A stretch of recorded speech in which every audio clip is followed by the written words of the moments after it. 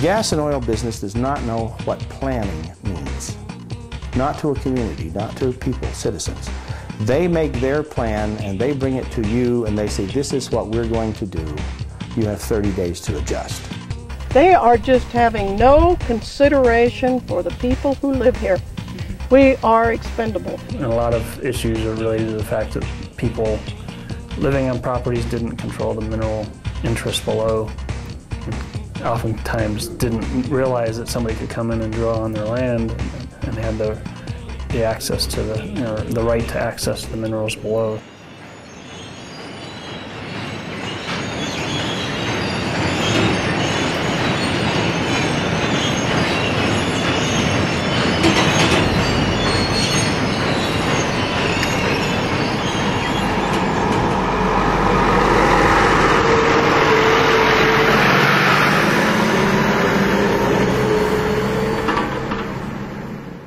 Every gas well that gets drilled has an ancillary number of things that are associated with it, truck traffic. And so every well they drill means 200 to 300 trucks during the life of the drilling of that well.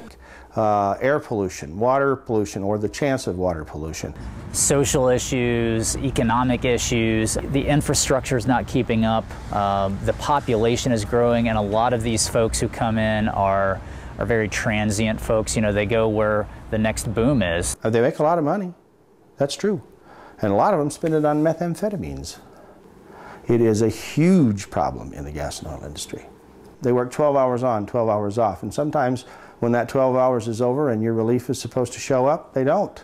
So you have to keep going. And you see other things too. You'll see poaching incidents by drill rigs, you know, people getting busted for that. The destruction of roads is a big thing in Garfield County. You get these roads that were initially designed to be farm-to-market roads, and now they're experiencing heavy truck traffic 24/7. There have been fatal accidents, you know, industry people dying, motors being run off the road, you know, through whose fault I don't know, but the truck traffic's there, and it's resulted in accidents and spills.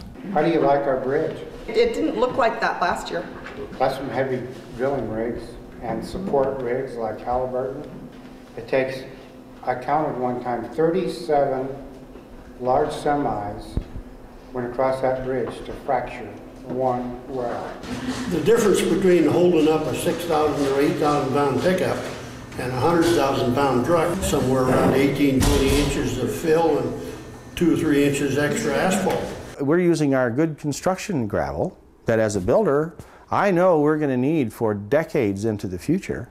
And we are squandering all of that good high quality river basin gravel to build roads and paths to drill gas wells with. Now that gravel's not going to be reclaimed, it's not going to be brought back and brought back into our economy, it's gone. All of these things taken in sum make for an impact that is for many people unbearable. They don't care. They're making so much money. Money has corrupted everything from our government to everything that's going on. It's the money thing. Nobody cares about the lives of the people. This is my life. I'm 62 years old and I'm not going to have a lot more life, and they're going to destroy my retirement. There are people who are growing fat on the wealth of the gas and oil industry. Many of them not here, but there are quite a few here who are. Business people whose businesses are thriving and they are expanding and growing as much as they can, making money faster than they know how to spend it. Wonderful for them. But why should anybody subsidize that success? If you check in Garfield County and you check in Weld County and La Plata County, and as the industry has continued to move through areas and expand and grow, the list of losers continues to grow. Curtis Mecham, who lives across the way from the Pond Leasing Group, he tried to sell. He couldn't give it away. I've tried to sell it several times, and there's been several people that would have bought this, and I can back that up if it hadn't been for that disposal pond. Businesses that had to go under because they couldn't find enough employees to stay in business because the gas and oil industry has absolutely sucked up our labor pool. Our police departments are strained to the limit because we have considerably more violence than we had. We have more drug problems than we've had in the past. And then some of our biggest concerns locally are What's it doing to the surrounding environment? Right out here, we have protected toads. That don't matter. We have protected flora. That don't matter. We have the sage grouse, which is a protected fowl. That don't matter. The fowl are really suffering. The sage grouse is suffering because of the noise. They can't reproduce. Our wild horse area, that don't matter. Our air quality, our water quality, we've had some people who have had their health impacted. Laura Amos, who had a very famous case in which she developed an adrenal tumor that is connected to a specific chemical that causes this specific tumor in the adrenal gland. It's very rare. She developed it after a fracking job ruined their well. When they create a well in Garfield County, they use fracturing fluids. So they take, quite frankly, a big toxic cocktail, millions and millions of gallons of it, and inject it under high pressure underground. It's forcing down fluid underground to kind of break up the sandstone formations or sand in the fluid to kind of prop up the individual grains of sand, as I understand it, in the formation and to get the gas to flow.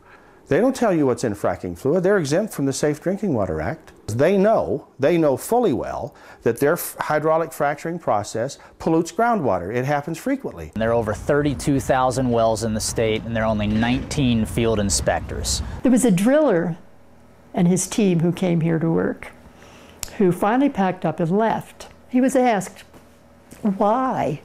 Why are you leaving? You know, the boom is just starting. And he said, I had drilled over 200 wells here in the last year and a half. And he said, I've never had an inspector on the site. And he said, and they're making me use chemicals I don't want to be exposed to, and I don't want my men to be exposed to. We're leaving. He said, we're getting out of here. I wanted to believe industry when they said we only use water, guar gum, and soap to drill.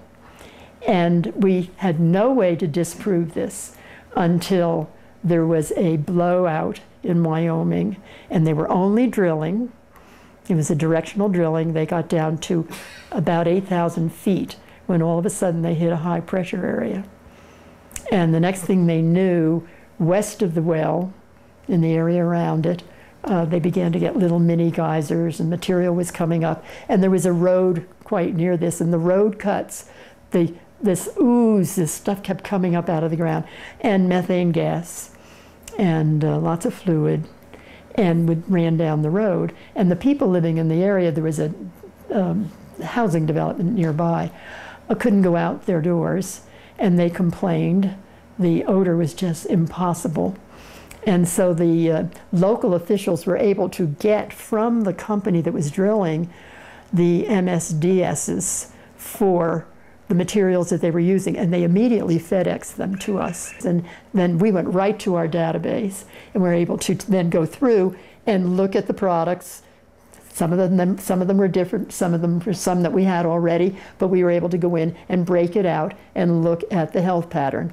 So of course that blew this myth that basically drilling is safe. So we know that drilling is also introducing a tremendous amount of chemicals just through that process of getting the hole in the ground.